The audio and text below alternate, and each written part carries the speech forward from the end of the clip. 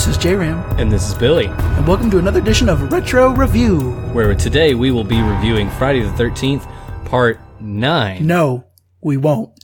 Oh, we're actually what? reviewing Jason Goes to Hell, the final Friday. Which was the first Friday the 13th film that doesn't... include the phrase Friday the 13th in the title, yeah. Yeah. Oh boy. But it's not going to be the last, because the next one is going to be Jason X, which will be a whole other wild ride. But let me tell you something. This movie was the most confusing piece of junk I've ever consumed in any media whatsoever. And I've watched some really fucked up shit on YouTube, but nothing touches the amount of ludicrousness in this plot. It is the worst film in the franchise. Are you kidding me? It is 100% the worst. I hated it. It's after, starting with part 5, after part 5, this is the best sequel they've made to so far. I don't know, man. Like, forget 6, 7, and 8. This is where it's at. This movie is batshit insane, but it's amazing. I loved it. I don't think 6 was that bad, though. Was it? Was 6? No, 6 was 6 terrible. was the worst, remember? 7 was the worst thing you ever saw. Yeah. But 6 was better than 6. Somehow. Remember that fucking statement? No, it was 8. Was the worst thing you ever saw, but it was better than 7? Yes. Oh my god, that still doesn't fucking make sense, dude. No, was it that? I thought it was, you thought 6 was the worst. No, I can't, No, I think you're right. I think part 8. yeah. Part 8 to part 7. You thought 8 was the worst thing you'd ever seen. But this Not movie anymore. was filmed with a budget of $3 million, and it got $15.9 million at the box office. Which makes it, I think it said, what, the second? The second lowest grossing other than Jason Takes Manhattan. Yeah. So Jason Takes Manhattan is the worst that they've made a film and like gotten any money off of it. But if you're asking me, this movie is way worse than Jason Takes Manhattan. It's better, dude. It's so much better. This one's just a fucking mess, but it's fun. But the first half of part 8, when they're on the boat, that is what makes the movie good, in my opinion. That's what makes it a horrible movie, is it had any good whatsoever. Yeah. If you're gonna be batshit crazy and awful and terrible, be that way from the beginning. Tell us up front what we're getting. Yeah, but this one had way too many twists and turns. It was just kind of way out there, and it had stuff that wasn't fully explained until 2017, which we're going to talk about that later on. So before we get into the plot, let's talk about how they marketed this movie. Okay. They marketed it as the end of the series, the final Friday. Which is the third time that they've done this. Well, yes, I believe so. Well, We have Friday 4, the final chapter. Part 8, Jason Takes Manhattan, was the last movie that the studio Paramount produced. And it was supposed to be an end to the Friday series, too. That's why Jason just not turns into a explicitly little, stated. Yeah, that's why Jason turns into a little boy. Yeah. After being submerged and toxic. I don't know how. But don't worry, listeners. None of that is acknowledged. Or mentioned. Nope. It picks up with Jason being a normal-ish for him adult. Again, a possessed zombie thing. But anyway, that's getting into plot. Yeah. But this movie was marketed as the last one. Also, Sean Cunningham, who was one of the who created the original very first movie and wasn't involved in any other sequel, was brought back on as a producer for this movie. Yeah. So it was supposed to be, a return of of the original people. Yeah. This was supposed to be a return to basics. I don't see that. No, not absolutely even close. Not. So, James, do you want to dive into this plot now? We can try. I don't know if we're going to really do this. You guys don't understand. Like, this is a batshit insane movie. Yeah, and I'm sure that we're going to mess up some details, even though we literally just finished watching it. We just finished watching this, so it's still fresh in our minds, but there's so many different twists and turns and craziness that happens in this film. We're definitely going to miss a few things. I'm going to try my best. All right, are you ready? Yeah. Let's see if I can do this. All right. The movie starts with a brunette woman going up to Crystal Lake. Yes. She gets into a cabin. The power goes out. Yeah. She starts a shower. Yeah. And she undresses, and you see, of course, the typical medicine cabinet mirror. Yeah. And she has to bend over, and of course we're both going, all right, Jason's gonna pop up when she gets back up. He doesn't. No. She does it again, and you're like, all right, this time. But still no. Yeah. So I'm giving the movie one prop. Yeah. And that it subverted a little bit of your expectations. A little bit of your expectations. What you would normally think of in a movie like that, they didn't do. Yeah. Whether they did it well or not, I don't know. I also want to mention, we watched the unrated cut. Yeah, the unrated cut. Yeah, which if you have a chance, it's the only way to see this movie. Yeah, you pretty much get a whole like porn scene in it too, which was like way more graphic than I expected of like a rated R film, but it's not rated, so I bet that was elongated for this. Yeah. The deaths in this are way better. They're the goriest of the entire series. Yes, very, very gory. I mean, like Saw level gory. Yeah. Yeah. But anyway, so this brunette woman, the power goes out in her cabin. She wraps a towel really, really well and tight around her body because it does not fall at all. It's crazy. And sure enough, Jason shows up and she's like, and so she's running through the woods, jumps and Duke boy slides across the hood of this car. Yeah. And she runs into the woods, jumping over branches. She falls. Jason stalks her, doesn't like magically teleport. No. Just stalks her like, back to the original series. Yes. And then finally she's in like this clearing and it's really dark outside. Yeah. And she's in this clearing and she's lost track of Jason and you're like, oh, he's got her. And then he pops up and all of a sudden. Yeah, he's like right in front of her, like not really within reach. And then all of a sudden you see these lights. Spotlights come on, poof, poof, poof. And you hear, get clear. And then all of a sudden these special forces like agents. SWAT teams. Pop up with machine guns and grenade launchers. And just light him up. Yeah, just go. And Jason's like, body is just like moving back. You can tell he's getting just berated with bullets. Yeah. And they fire grenades at him and blow him up and literally blow his head and the rest of his body to pieces. Yeah. Yeah. It was crazy. Like had multiple body bags to hold the pieces of Jason. And you're like, wow, they killed him at like the first 5 minutes of this movie. Yeah. So then the credits roll and we're done. No. Lying. I am lying, unfortunately. Yeah. So at that point, Jason's body is flown to Youngstown, Ohio, all the way from New Jersey for some reason that I don't understand. I didn't know that. Yeah, it's said in that the crime reporter says that his body was flown to Youngstown. Oh, yeah. Ohio Medical Morgue. Speaking of the crime reporter. Yeah, we'll get there in a second. Okay. So the next thing we see is him going into this morgue in Youngstown, where there are 2 security guards checking the doctors in. Yeah. One of which is played by Kane Hodder, which is the guy who plays Jason. So I think it's his only non-costume role in the movie. Yeah.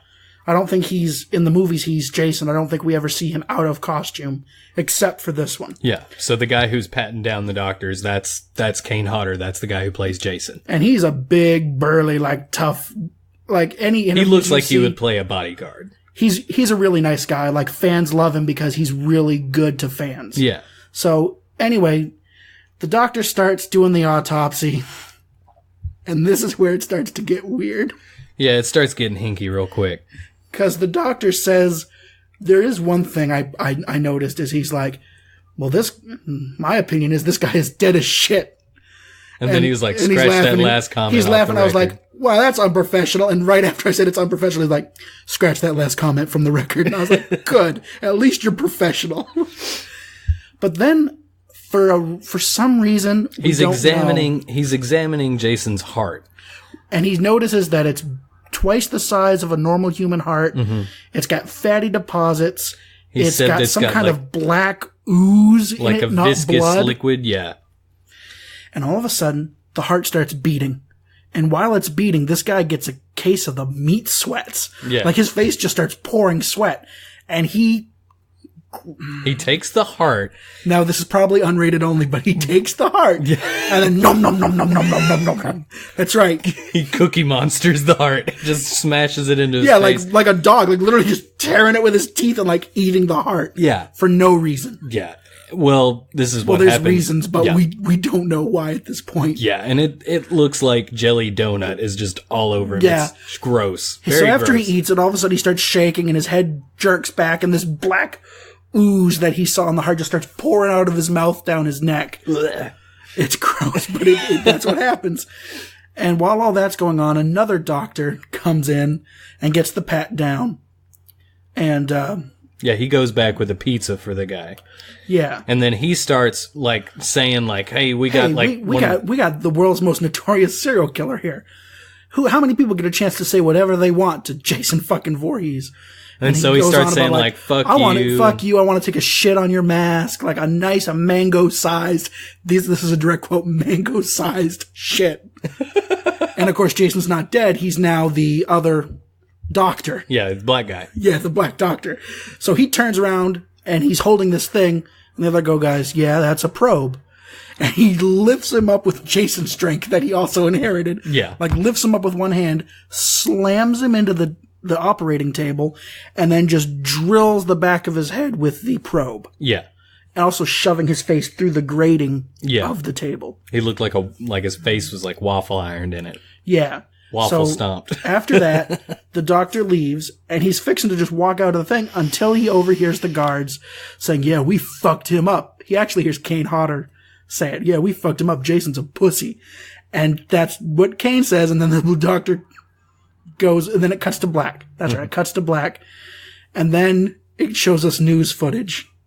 Yeah, and this is what was really confusing, is because he was talking about, like, the history of Jason Voorhees and, like, the killings at Camp Crystal Lake. Think of it as, like, a TV show, kind of like Unsolved Crimes. Or something like that. Yeah, it's like Unsolved Mysteries kind of thing, of this guy being, like, showing you graphic photos of the scene, and we see Kane Hodder dead. Mm-hmm. That was kind of cool. We see the other guy dead. And it tells you that everyone is dead or missing from the hospital. Yeah. But he also says in the report that Jason Voorhees has killed 83 people. Which is not accurate. You already checked on that? I know it's not accurate. I can't remember exactly how many. I know that's wrong. Okay.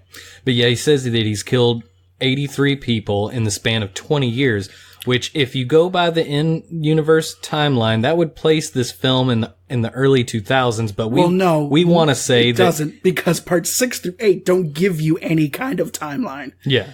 It would mean that Jason would have had to have been the killer since the 70s. Yeah. For it to be 20 years worth. Yeah, but Pamela Voorhees was the first killer in the first film. So what we're saying is the reporter just got his facts wrong. Yeah, it's a decade. Yeah. Because if you've looked at our page, I went and did research and I posted a timeline. And with we're continuing with that timeline I posted. This movie more than likely takes place the next year. Part 8 took place in 93. Mm-hmm. So we're going to say this one takes place in 1994. Yeah.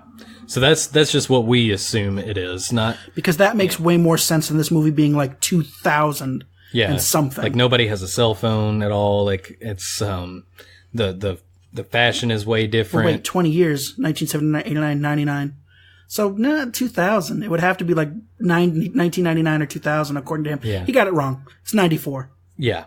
Anyway, maybe he was just rounding up. Yeah, maybe. We'll say that. He was just rounding up. But he also goes on in that interview, or in that report, to talk about a famous, in that universe, bounty hunter, Creighton Duke, or as we'll call him probably, Old Town Roadman. Yeah, it's Black Cowboy. Literally a black cowboy who was also, we forgot, he was there when the FBI SWAT team blew up Jason. He was watching from the woods, remember? And he goes, that ain't gonna do it. Yeah. Because according to Creighton Duke, he's the only man that knows how to really kill Jason Voorhees. Yes. He says that that Jason has to be reborn through a fellow Voorhees because he says that Jason came from a Voorhees.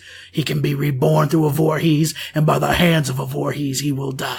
Yeah. It's really... It's hinky as hell. But this is the thing, is he's saying that Pamela Voorhees had a daughter as well that Jason may have not been aware of or something. Well, no, I guess he knows about it now. Yeah, I don't know, man. Like I said, this movie is confusing as hell. But let's stop right there. Yeah. Go back to that interview with Creighton Duke. Okay. I'm going to say 2 words. Yeah. And just tell me the first thing that comes to your mind. Jason Voorhees. I don't know.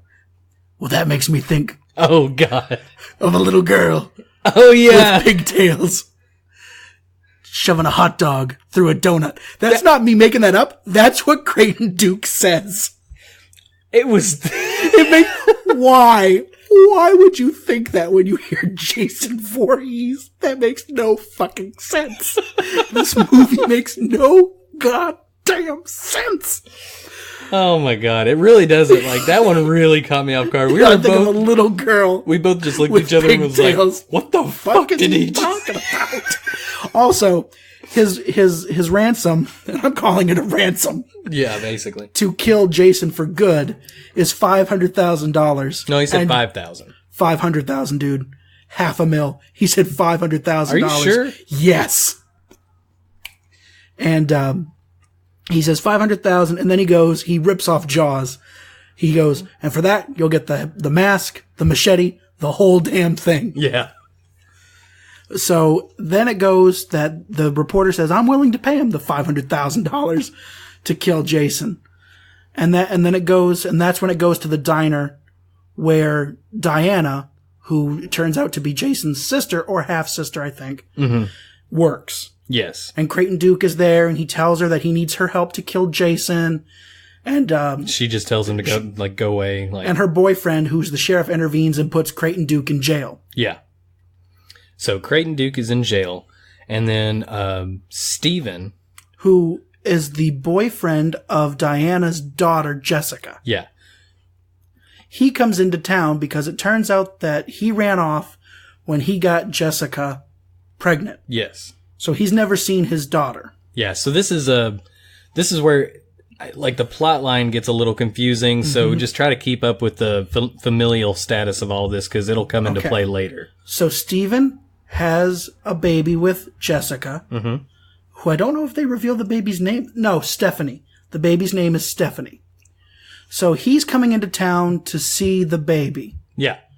But it turns out that Jessica is dating the TV reporter, Robert, the one who said he'll pay Creighton Duke. Yeah. Well, as he's coming into town, Jason gets there, having gone from the body of the mortician guy into the body, because we forgot the first deaths after the mortician. Yeah. It was that deputy and his girlfriend. Yes. Because a deputy comes to check on Diana after the whole Creighton Duke thing went down earlier that day. Yes. This is where it got really crazy because you'd never seen Jason do anything like this. Yeah. He tied up this sheriff deputy onto a table. He killed the girlfriend. Yes. Have you ever maybe accidentally caught your finger in a door on a car? Like how bad that hurts? Well, instead of her hand or her finger, it was her head. Yeah. Like literally just crunch. Yeah, he just shoved her head into a car door and just slammed it shut on it. Yeah. And then it cuts to the deputy laying naked. Yeah. On like an operating table inside Pamela and Elias's, who are Jason's parents, home. Yeah. He's just tied down to this kitchen table naked. Jason has never been one for this weird shit. I don't know. No, he always kills his victims quickly, like as soon as he plays sees with them. I mean, you know, sometimes. Well, usually he plays with their dead bodies after, like hiding them somewhere. Yeah. But you don't see him doing like torture. He takes a straight razor to the guy's throat, and we're thinking, oh, he's going to slit the throat, but why tie him down for that? Yeah. But no, he shaves him instead. Yeah, so he shaves all of the guy's facial hair off, and then he pretty much pukes this snake into this dude's mouth. Snake tongue thing into this guy's mouth. And possesses his body. Because it turns out that Jason can only possess a body. Oh yeah, by the way, Jason can possess bodies, everybody. Yeah, he jumps from body to body. We didn't mention that? No, we didn't. I can't believe we forgot that important, crucial plot point. Well, okay, I mean, but he came out of by eating the heart, so that's how he got possessed. But he can jump from body to body because he's got to be apparently reborn, according to Creighton Duke. He's got to be reborn through a Voorhees, so he's after Diana or the mother. Her daughter. Yeah, or anybody who's in the family. Well, there's only three Voorheeses: Diana, her daughter Jessica, or the baby Stephanie. Yeah. So he jumps from the mortician's body into the deputy's body. Well, later on, Diana is at home. That deputy goes over to puke himself into Diana's body. Yeah. And be reborn.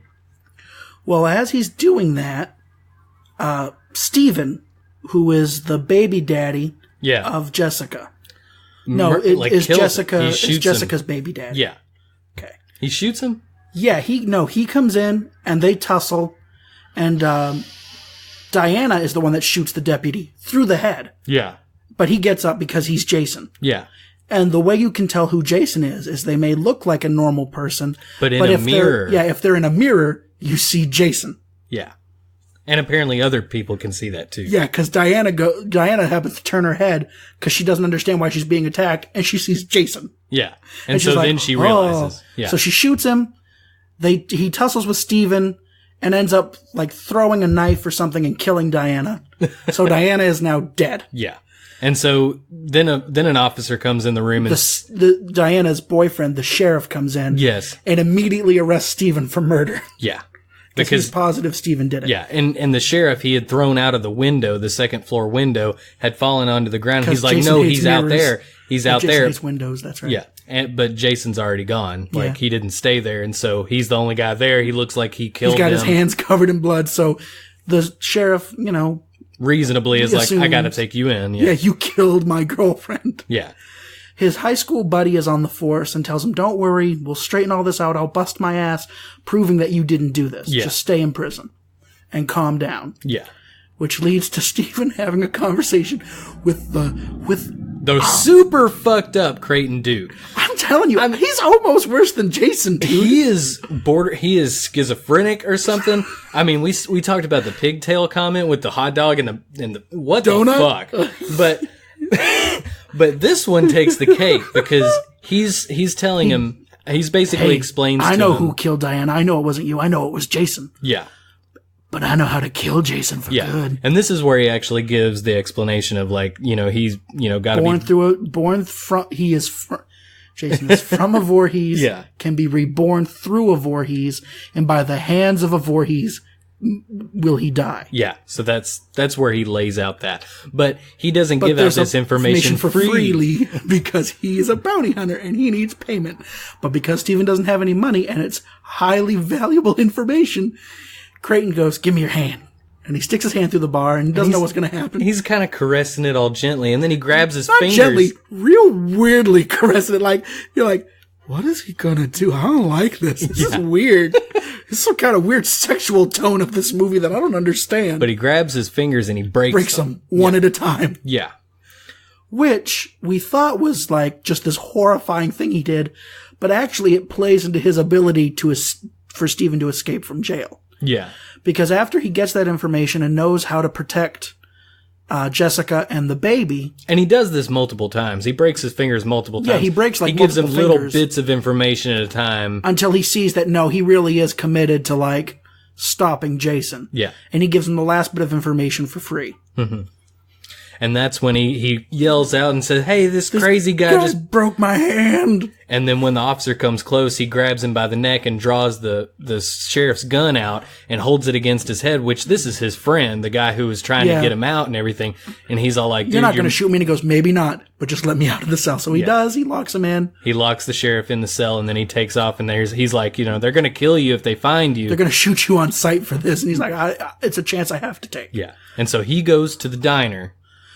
To see the baby. Yes. And one of the employees there, who is also a high school friend of his, knows that Steven didn't kill Diana, so he gives him the keys to his car so he can go to the Voorhees house.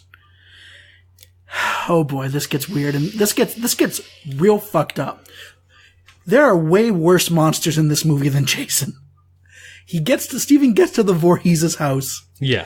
And he ends up in this closet because Robert comes into the house. And Robert's on the phone with his producer. Mm-hmm. And he goes, and they're talking, and he's like, hey, can you get, some people up here, get some fake body parts or whatever, put in the fridge, because you know what we're going for. We're going for Voorhees House of Horrors Exposed. So he's faking the news. Yeah, pretty much. And we need to mention... Fake news. We need to mention that before the anchor gets up there, Steven is snooping around and he finds the Necronomicon, which is a famous part of The Evil Dead. Yes.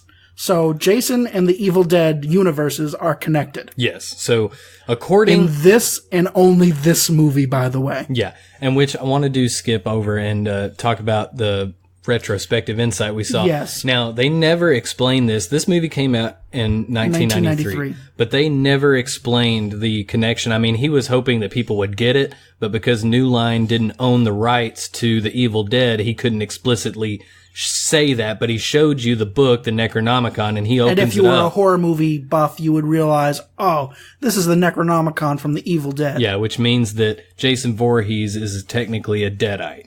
And because, as Billy's saying, in November of 2017, the director Adam Marcus revealed that Jason Voorhees is connected to the Evil Dead franchise.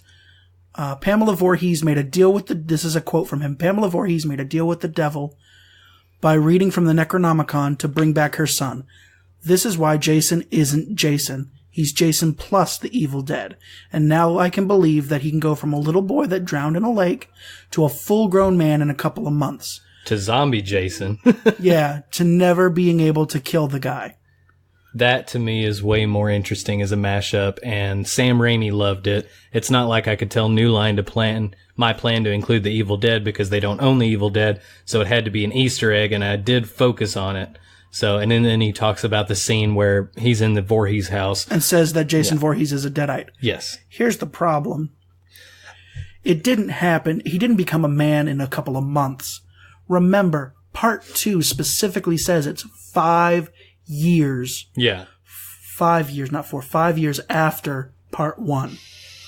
Anyway, this guy just made up his own mythology for the series. Yeah. Which isn't reflected in any previous movie or any consequent movie, so it doesn't really matter. Yeah.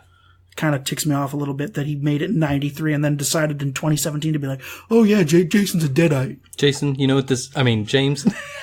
I did it again. James, you know what this is?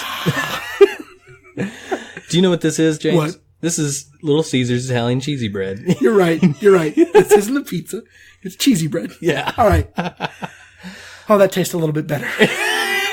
All right. Now that I know what I'm eating. So now that the anchor is in the building and he's talking about doing all of this stuff. He says, hey, by the way, you know what tomorrow's headline is going to say? Voorhees woman's body missing from morgue. And he was like, because I stole her body from the morgue. And put it in the closet of the house. Yeah. Where Steven is hiding. Yeah. And then, you know what I did? I went home and fucked her daughter. The guy's a fucking monster. I mean, we used to have Rapey McRape faces all the time, but this one just takes it to a whole new fucked up level, in my opinion. He stole a body from the morgue and then fucked its daughter. Oh, God. It's just messed up, man. Of course, he gets his comeuppance because the sheriff bursts in and gets Robert and makes out with him and passes on the Jason gene. And this is the officer that we mentioned earlier that Jason shaved before possessing his body. Yeah, because that body was wearing out. And then we get to see exactly what happens to a body after Jason leaves it. Yeah, so the sheriff's body starts writhing around and melting, kind of like, think of like Indiana Jones and Raiders of the Lost Ark. Yeah. Whenever the Nazi's face melts, that's pretty much how it looks. But way more graphic. Yeah, but way more graphic, slow. I mean, like his jaw sticks to the ground and like rips out of him as he comes up. Yeah, it's super, super gory and nasty. I mean, like the movie had great special effects in my opinion. The unrated, we don't know what the rated version's like. Yeah, we didn't watch the unrated version has great gory and special effects. But, so after that happens, Robert leaves. The body of Diana falls on Steve and freaks him out. He gets out of the house. Yeah. And he goes to follow Robert. Robert goes to Jessica's house. You know, the lights go out. Yeah. She goes to her car. She doesn't know what's going on. Robert appears. And instead of like try to play it cool and just kiss her, like he immediately grabs her head and tries to force himself on her. Yeah. Black tongue wiggling. And then Steven comes and shoots him. Yeah. And then he runs over his body multiple times. He drags Jessica into a car. Yeah. And they go and she's screaming at him the whole time thinking he's just went crazy and like killed Steven. Killed Robert. Robert stands in front of the car and he's like, here we go. And boom, he goes and he drives him over, runs him over. And then he puts it in reverse and runs him over again. And then he takes off. Mm-hmm. Jessica's screaming, pull this car over right now. Yeah. And so he pulls it over and he tries to have like this sentimental moment with her. I'm not really sentimental. He's like, look, listen, I need you to shut the fuck up and listen to me because she's screaming. Yeah. And he goes, I killed him, right? And she's like, yeah. He goes, he is dead. And she goes, yeah. He goes, he's not dead. Yeah, he's not Jason. Dead. You're definitely going to see him again later, which proves to be true. But she doesn't know this, and so she kicks him out of the car. She punches him in the gut and then throws him out of the car. Mm-hmm. And then she takes the car off to the police department to say, Steven's gone fucking crazy. He killed Robert. He killed my boyfriend. Yeah. And so they go out and pick him up, which the same officer that he had locked into the jail cell responds to the call. Which I would think they wouldn't let happen. Yeah, you know, but they do, because who cares? Well, they go out there and they have kind of like a scuffle and everything, and like they're fighting and everything, and they end up just sitting next to the car. They're both exhausted. Yeah. And then and he goes, "How do you think?" He goes, "I could handcuff you," and he goes, "Like I'd let you." And he goes, "I have a gun." And he goes, "Fuck that. I have a gun." And then they immediately get into a Mexican standoff. Yeah. Of like, oh. Yeah. And then when he finds out that Jessica, is at the police station, he's like, "All right, cuff me. Bring me in." Yeah, take me in. Because he wants to protect her. Yeah. And then Robert shows up. Yeah, but quick point before we get to that. Yeah. She says he's on this road, and he goes, "Where on the road?" And she says, "Just past the Myers house," which for horror fans is a little Easter egg. Michael Myers is the killer from the Halloween series. Oh, that's what they were referencing. Yeah, the Myers house is a clever little reference to Halloween. Oh, okay. Because let's not talk about that yet, because I don't think we've seen one yet. But there's a reference to Michael Myers and more other horror movies. Yeah. But anyway, as Billy was saying, Robert then busts into the police department, and it's at that point that Jessica goes, "Oh, Stephen was right. He's not dead." Yeah, and so they light him up. They're shooting him with these, bullets, and they're trying to fight him, and one of them shoots him in the head. Steven shoots him in the head, right? Because Steven shows up. And the deputy show up, and then Steven is evidently like some kind of ex-gymnast, or like in high school he was super athletic. You also need to mention he lost his glasses at this point. Yes, he's lost his glasses. For the rest of the movie, he doesn't have glasses. Does not affect him at all. Yeah. I don't know if he actually needed the glasses. He looked a lot like Bob Saget with the glasses, though. Yeah, it helped to distinguish him when he lost them. Yeah. But he goes from being handcuffed behind his back, literally does a standing jump, and jumps over his handcuffs to have him in front, grabs the deputy's gun, and starts lighting up Jason better than any of the police officers in that department, and then shoots him square between the eyes, straight in the forehead, like boom. Yeah, which knocks Jason out for a while. So he's laid down, and they take off. Yeah, right? To go to the restaurant to get the baby. Yeah, and in the meantime... Because, by the way, the baby is now in the restaurant that the mother, Diana, used to work in. Yes, before she died. Yeah. But we also need to say that Creighton Duke got his escape during all of this commotion as well. And, of course, we're not mentioning that there are police officers that die by getting their heads crushed in together. Yeah, jelly donut style. He took one and squeezed one's head like a zit and just blood spurts out the top. Yeah, there's lots of really gory deaths here. So yeah. But anyway, they escape. They get to the diner, and then sure enough, Robert/Jason shows up. And everyone in this town has guns. The diner owner has a gun. Yeah. They have a shotgun in the diner. I guess Steven still got a gun, because everyone in the diner's like shooting at Jason, trying to protect the baby. Yes. Well, that doesn't work because Jason just makes his way and kills basically everyone in there. Yeah. He gets shotgunned a couple of times, which was cool. He caves in the owner of the diner's face with his elbow. He just shoves her jaw to the back of her head. Yeah. And he kills one by taking his head and slamming it into a deep fryer and literally frying his head. Yes. So he kills everybody in the diner, and at this point, Jessica escapes and runs away and leaves Steven behind. Yeah. Because, does he have a different body now? No. Was he still in Robert's body? He's still in Robert's body. Okay. He stays in Robert's body until he gets reborn. Okay. So anyway, spoiler alert. But anyway, Jessica leaves Steven behind because she goes for the baby and sees a note from Creighton Duke going, "I got your baby. Come to the Voorhees house alone." Yeah. Like we said, this Creighton guy... Duke, I don't know this We don't know if he's good or bad. Later, I mean, it's just weird. He kidnapped a baby. He broke a dude's fingers for information. Or did he? Did he do it to test him to see if he really wanted to say... Maybe he was testing his character to see if he would be willing to go to the ends of the earth to protect and kill Jason. You know what I'm saying? Protect Jessica and kill Jason. Plus, by breaking his fingers, it's what allows him to escape in the first place. Yeah. So maybe he's callous, but he's a bit smarter. Maybe that's it. Maybe so. I don't know. But now we're moving into the third act of the film, which is when Jessica and Steven, right? Do they both go? No. Well, Steven makes his way there, but Jessica beats him there. She comes alone. She has this weird conversation with Duke where he explains to her what's going on. And he's holding the baby and a knife. A dagger. Yeah, a dagger, like a hunting dagger kind of thing. And he's just kind of standing there, kind of fiddling with his knife in one hand and holding the baby in the other. And you're like, is he going to kill this baby? Is he fixing to, like, threaten to kill this baby if she doesn't do what he wants her to do? Like, I don't like this. But then he goes, it's not about the money anymore. And he hands her the baby. Yeah. And he says, you have to kill him. And she's like, no, what? And he throws the knife to her. And when she catches it, oh my God. Oh my turns God. into the Kandarian dagger from the Evil Dead. What the fuck? How does he magic? How does it appear as a normal hunting knife, but the second another Voorhees touches it, oh shit, it's the Kandarian dagger from the Evil Dead. It's a very specific looking knife. You would not get that, like, people would notice that knife. Yeah. Otherwise. Yeah. But it's only a magical dagger when she touches it. Yeah, because he has to die by the hand of a Voorhees. From a Voorhees he was born, through a Voorhees he can be reborn, and by the hands of a Voorhees he will die. Yeah, we'll probably repeat that like a dozen more times. Because it's really important to remember that. Okay, so... It's coming up why it's important in a second. Well, as they're walking through the house getting ready for Jason... A police officer enters... Well, no, the floor breaks under Creighton Duke. Remember, he steps on the wrong board. Oh, yeah. And he crashes through, and she's grabbing her, and a cop walks through, and she gets startled, and she drops him.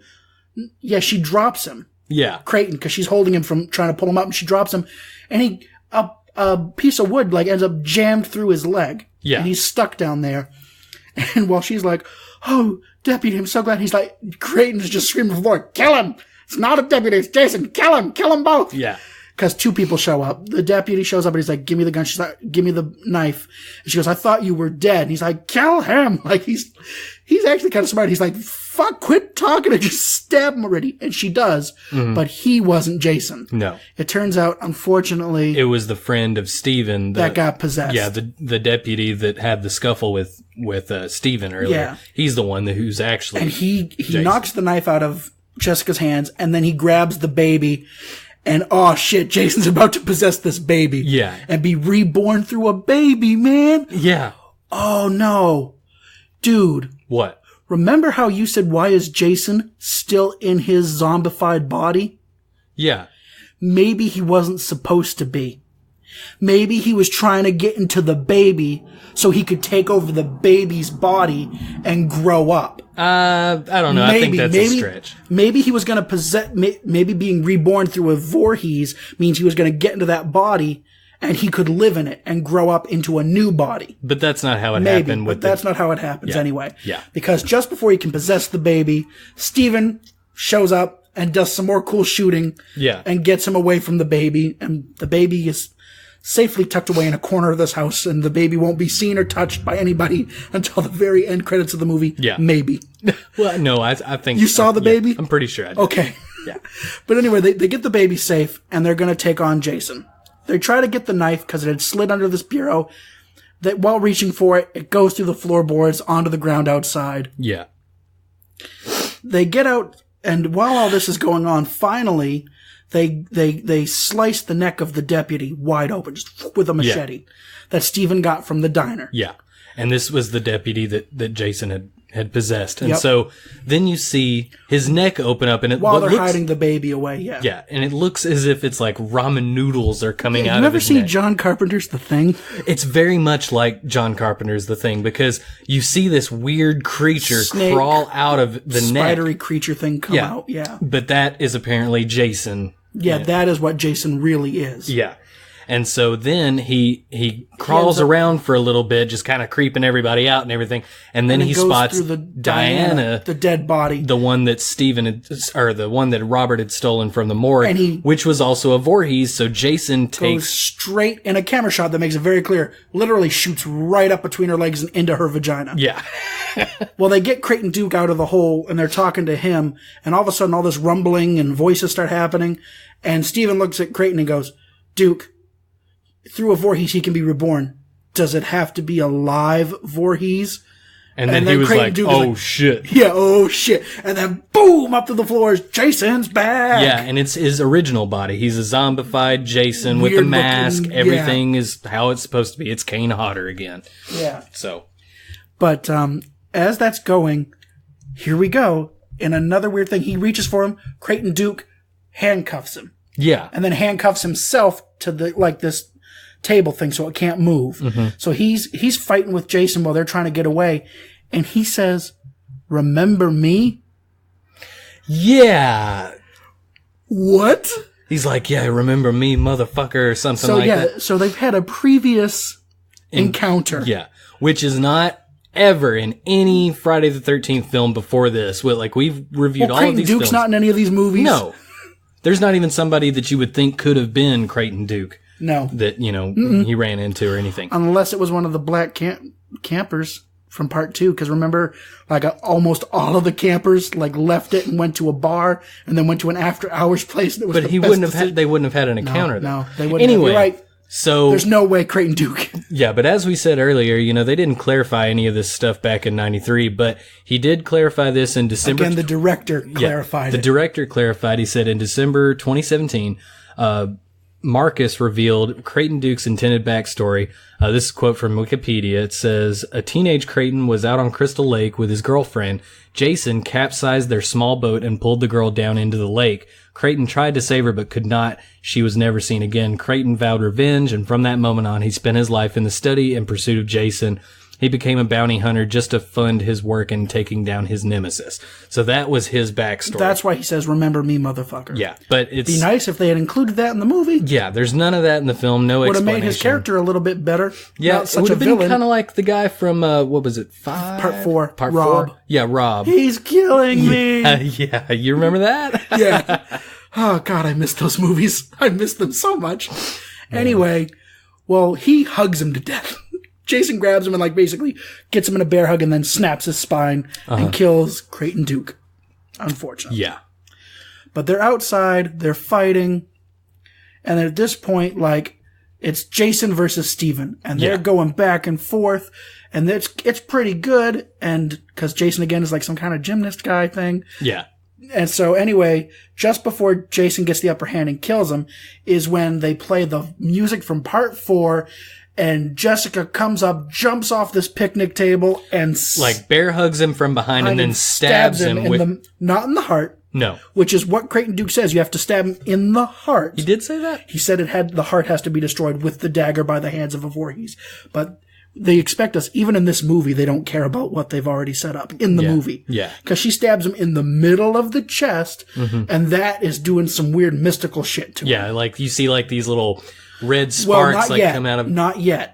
A storm starts to brew, and he's lunging around until she kicks it deeper into his chest. And then it gets brighter. Up to the hilt. Yeah. And that's when the spotlight out of nowhere, Deus Ex spotlight, just boom, comes right down from the sky, and all these red, supposedly the souls of the people he had possessed, start coming out of him. They look like rock golems. No, those big giant rock That's hands. not yet. That's the red light coming out of him. Oh, okay. Those little balls of red light that are coming out of him are supposed to be the souls of the people he possessed. Oh, I didn't know that. Yeah. Okay. That was not explained. No, it's not. Okay. But then, as that's happening, these weird, again, demon rock goblin thing hands come up out of the ground and start pulling Jason under. And then one of them grabs Steven. Yeah, and tries to pull him under too. And Jessica just watches for way too long. Just watches. She looks like she's just going to let him die for a minute. And then all of a sudden scrambles and grabs him and pulls him away. Yeah. But then Jason grabs him, but it doesn't matter. Jason can't hold on to him. He gets pulled underground by the rock demon goblin things. Yeah, and eventually the spotlight shrinks down into just a little bit until he's completely swallowed under the dirt, and then it's gone. And that's it. Yeah. That's where the movie ends. Yep. Steven and Jessica and maybe the baby. I did not see them holding the baby. Yeah. But you said you did, right? Yeah. So all 3 of them. They're just walking off into a sunset. And that's the end of Jason, the end of the series. Well, then you see, the wind blowing and you can see his mask, just underneath the dirt. Empty, just laying on the surface. And it's blowing around. And then you see this dog come around and scratch at it and it kind of pops. Yeah. Pretty much uncovers it from the dirt. And you can see it and it's just coming out from the it's just zooming out from it. And then it shows a close-up of the mask. Mm-hmm. And then you see the hand of Freddy Krueger come up out of the ground, grab the mask, and then pull it under. While laughing the iconic Freddy. Turns out that they couldn't get Robert Englund to do that. Mm-hmm. So they got Kane Hodder, Jason. He's played both Jason and Freddy. And the bodyguard. Yeah, because it was Kane Hodder's hand that was in the Freddy glove and pulled it under, because what they were clearly doing is setting up for Freddy vs. Jason, which is what they've been wanting since, it says on Wikipedia, since 1987.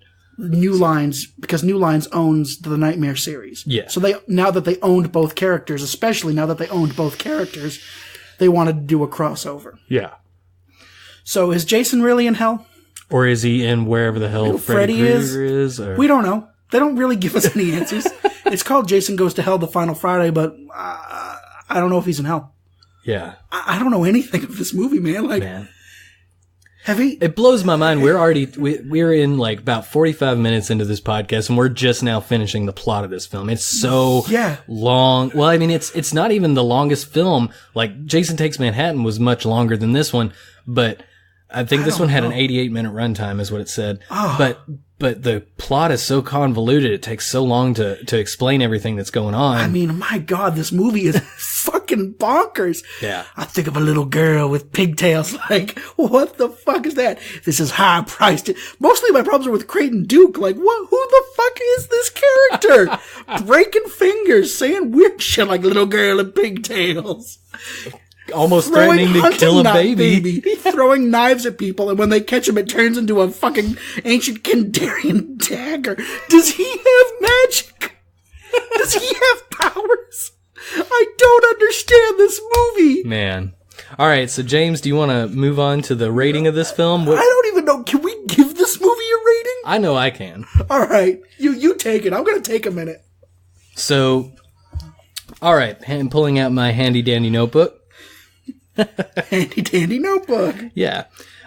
So for Friday 9, Jason Goes to Hell. Yeah. Well, for Jason Goes to Hell, sorry, James, doesn't have Friday the 13th. I know. Trust me. Neither does the next one. Yeah. But for this one, I will give it a rank of 3 out of 10. It's the lowest I've rated any film so far. So I'm going with a 3 out of 10. Visually, like, the special effects were really good. The story was just so convoluted, I didn't want to follow it. Like, it was almost too much to, like, really pay close attention to, you know? Yeah, I understand. Believe me, I understand where you're going with this.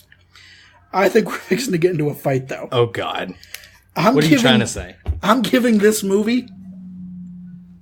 Hold on. 10 out of 10. I can't do that. You're not doing it. I can't do that. No, that movie is too terrible. What I can do is say this. I'm giving it one of the highest rankings I've given any of these movies. Okay.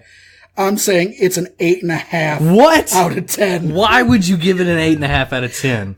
Italian cheesy. It's insane. The plot makes no sense. It's convoluted, but it's fucking fun, man. Like, it is the most fun sequel since Part 5. Like, it is bonkers, and it is crazy, and it is awesome. Like, they set up we didn't even talk about it, but they show us the Voorhees' house multiple times. Yeah. And there's this giant, like, window. Yeah, like, and we were like, oh, that window's definitely going to be broke. I was like, oh, I hope that window's going to be broke. You've shown it like 3 times now. You better break it. They delivered. He actually broke 3 different windows in this film. So we're keeping on with that. I kind of wish we had gone back. I might go back on my own and put out a little thing saying just like and rank the movies. How many windows? Instead of 1 out of 10, like on a score of windows, how many windows did he break? Because it's a through line. Like he broke a big window in this one. Oh yeah. Well, they have to save the best for last, right? So the biggest window for the end. Yeah, and this actually did end the franchise for almost a decade. For almost a decade, yeah, until Jason X comes. Yeah, which is again weird. I hope we can do some research into why they made Jason X instead of just Freddy vs. Jason. Yeah. Because Freddy vs. Jason came out literally like a year later. Yeah. Well, it came out a year after Jason X. Yeah, that's weird. Yeah. But this is the final Friday for almost a decade for good reason. Yeah, it was definitely my least favorite of all the films I've seen so far. And I'm hoping that Jason X will be worse. Because I've seen the trailer to Jason X, and I know what I'm getting into. Amazing. I know what I'm getting into with that one. So again, you gave it a 3 out of 10. 3 out of 10. And because I know it's a bad movie, I'm not saying it's a good movie, but it's so fucking enjoyable. 8.5. 8.5 out of 10. Man, I cannot see how you do that. Oh, just wait till Jason X. You're really gonna flip your shit. But yeah, if you haven't already, definitely check us out on our Facebook. We have a Facebook page at J. Raymond Billy Show. You should check that out. Give it a like. You should check out the description. We have a YouTube channel that we're going to eventually post something on. Yeah, we have some ideas. Yeah. And we also would like to say check out our other podcasts. The Hot Takes. Check out Hot Takes. Check out the Wow, That's Deep. Wow, That's Deep. Check out the regular J. Raymond Billy Show, because we pretty much talk about anything that interests us. That doesn't fall into the categories of hot takes, wows, or retro. Yeah. But we're definitely looking forward to the next retro view, which will be Friday 10, technically, Jason X. And just a spoiler alert, that's going to be set about 400 years in the future. Or more. We'll find out when we see that movie. Yeah. Let the bodies hit the floor. Let the bodies hit the floor. The reason for that is it's in the trailer. Watch the trailer for Jason X, everybody. Yeah, check that out before I'm not going to say you have to watch the movie, but everyone should at least watch that trailer. All right, man. Oh, make sure you like and follow us on Podbean. Yeah. You can get or Spotify. Yeah, you can check us out on Spotify, Podbean. Give us a follow. Comment what you would like us to do on a retro review in the future. We're running towards the end of the Friday series, so we're going to be open to 3 more. We're going to be open to like pretty much any sort of older film that you want us to review and talk about the plot and maybe a little bit of the history of the film or something like that. We're definitely into any ideas that people have, so send them our way. Except porn. We're not going to watch any like weird porn parody movies. The Simpsons. Oh, God, I don't even want to imagine that's a thing. Yeah, it exists. I don't want to know. I don't want to know. Yeah. I don't want to know. All right, man. So let's wrap this up. So this was J-Ram. And this is Billy. Jason goes to hell. Y'all have a great night.